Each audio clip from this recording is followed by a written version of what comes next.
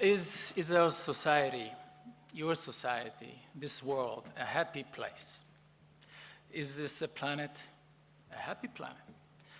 We used to believe naively that the economic growth will bring us to happiness, and those who are living in rich north are better off and happier than those who live in the less developed and impoverished south. This basic assumption or belief, however, has been proven wrong in many of recent researches. In Japan, for instance, besides the universal environmental crisis and climate change-related disasters, and ever greater gap between the rich and the poor, and between the urban and the rural, 40 million people, that is more than 1/3 of the population, live alone today.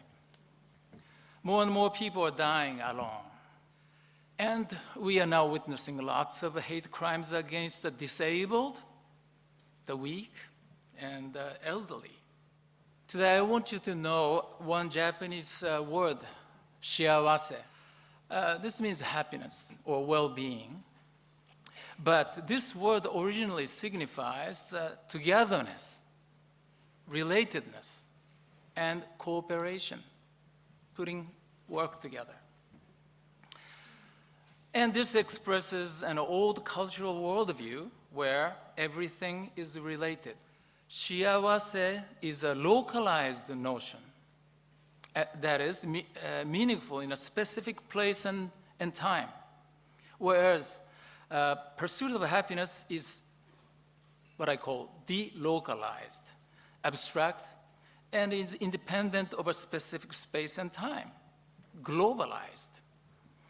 It was a century ago that Mahatma Gandhi criticized the ideology of economic growth and technological advance. To him, the problem was not the poverty, but the wealth itself. Not underdevelopment, but overdevelopment. While we have been passionately fighting over the poverty and the development issues, we have rarely questioned the virtues of progress and wealth. It is this economic mindset that we must unlearn. Then we can start walking the path towards the economics of well-being instead of the economics of wealth, shifting from the economics of greed, possession, and domination to the economics of need and sharing, and economics of shiawase. In the year 2001, I wrote a book entitled Slow is Beautiful. As you can guess, I was inspired by E.F. Schumacher's famous Small is Beautiful, the title of which came from this phrase: man is small, therefore small is beautiful.